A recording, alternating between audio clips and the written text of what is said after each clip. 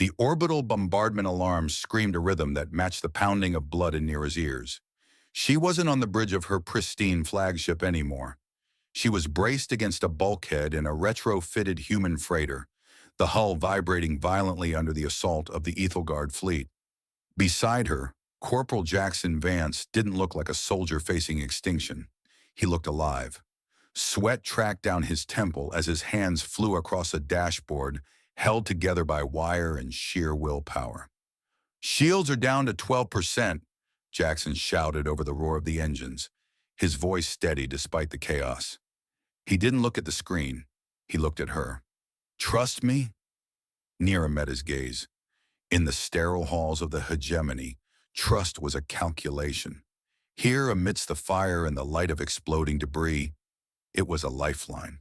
Hey, she gripped his shoulder, the contact sending a jolt of electricity through her that had nothing to do with the ship's failing power core. "Do it," she commanded. 3 weeks ago, she would have incinerated this planet for a minor infraction. Now she was ready to burn the galaxy down to keep him breathing. The transition from High Exarch to traitor had begun with a clerical error. When Neera first descended to Terra Nova, she arrived as the icy instrument of the Galactic Council. Her mission was simple: evaluate humanity for potential annexation or immediate liquidation. The reports described them as Space Orcs, a crude, chaotic species that refused to adhere to the laws of physics or common sense. She expected to find a savage apex predator. Instead, and due to a hurricane that the locals affectionately called a bit of a breeze, all luxury accommodations were destroyed. Perfect order shatters against human stubbornness. The local liaison shrugged at her protests and shoved the High Exarch into Bunk 4 Alpha, a cramped metal box she was forced to share with a logistics corporal. "Top bunk's yours, Your Highness," Jackson had said the first night, tossing his kit into the corner. The room was small, forcing an intimacy she wasn't prepared for. Every movement he made was efficient, yet maddeningly informal. She watched him dismantle a malfunctioning heater with a multi-tool and a piece of flattened conduit. It was ugly. It was unauthorized. And when the heat kicked on, flooding the freezing room with warmth, she realized that rigid perfection often breaks where flexible chaos bends and survives. "You are modifying hegemony property," she stated, her voice sharp. Jackson just grinned, wiping grease from his hands. "I'm fixing it. There's a difference. That's the Terran spirit, ma'am. We don't wait for permission to stay warm." Over the next few days, the inspection turned into a study of human ingenuity. She watched him negotiate with supply officers, rig communications arrays with scavenged tech, and turn disasters into minor inconveniences. She realized that for a Deathworlder, survival wasn't a status. It was a daily improvised performance. The most dangerous weapon in the galaxy was a conversation. It happened over a cup of black liquid he called coffee. It tasted like burnt copper and battery acid. "Why do you keep struggling?" Neera asked, the steam from the cup curling between them. "The hegemony brings order. We bring peace. We like our mess," Jackson replied, leaning closer. The distance between them closed, charged with a sudden magnetic gravity. Innovation is often born from severe limitations and necessity. If you give us everything, we forget how to dream. And I'd rather struggle and be free than be perfect and bored. He handed her the cup. Their fingers brushed. The heat of the touch lingered longer than the heat of the drink. She came to conquer, but stayed for the terrible coffee and the man who made it. She saw then that empathy is a strategic advantage, not a weakness. It allowed him to understand her, to disarm her defenses without firing a shot. But the sci-fi dream of peaceful coexistence fractured the moment Legate Kale's dreadnought broke atmosphere early. He hadn't come to inspect. He had come to purge. The ship lurched, metal screaming against the kinetic impact of a near miss. In the cockpit of the rusty Starling, the world was a blur of warning lights and the deafening roar of atmospheric friction. "Now, Jackson!" Neera yelled, her voice cutting through the cacophony. Jackson slammed his palm onto the makeshift console. Sending the package. Hope they like rock and roll.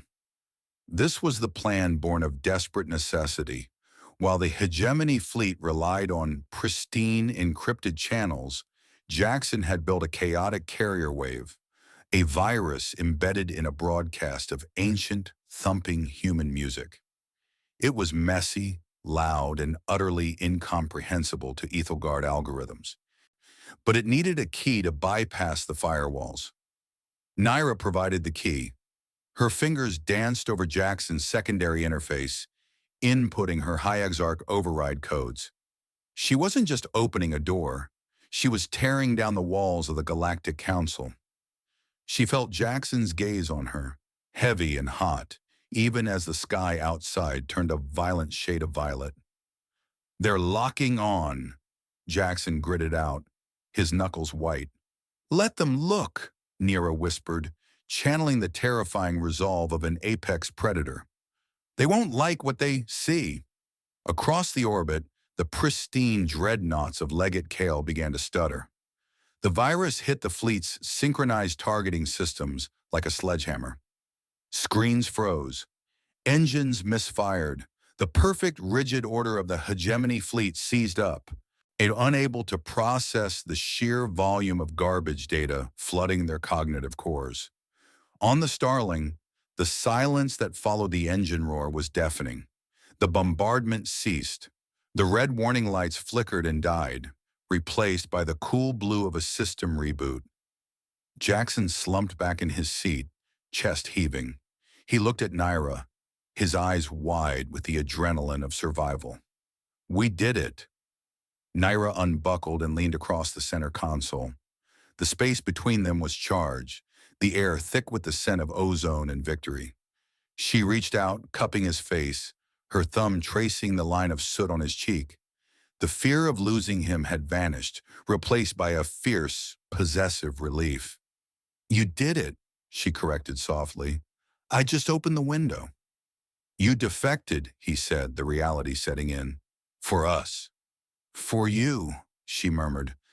The kiss was inevitable, a collision of relief and pent-up energy. It wasn't gentle, it was desperate and affirming, a testament to the fact that they were both still alive. His hand tangled in her hair, grounding her, while the stars outside burned bright and steady. In the days that followed, the transmission of Nira's betrayal and the data she released shattered the Hegemony's hold. The truth of their fragility was exposed. Systems across the sector began to fracture, not from war, but from the realization that perfection was a cage. Terra Nova didn't just survive, it thrived. The planet became a sanctuary for the cast-offs and the dreamers. It was a chaotic, loud, and vibrant hub where science fiction story tropes became reality. Naira stood on the landing pad. In watching a mixed crew of Aethelgard defectors and human engineers arguing over a hyperdrive schematic. It was disorganized. It was inefficient. It was beautiful. Jackson walked up beside her, handing her a fresh cup of that terrible, wonderful coffee. "Regrets?" he asked, leaning his shoulder against hers. Nira took a sip, the bitter warmth spreading through her chest. She looked at the horizon, where a new dawn was breaking over a world that refused to be tamed. "None," she said, leaning into him. "I finally found something worth fighting for."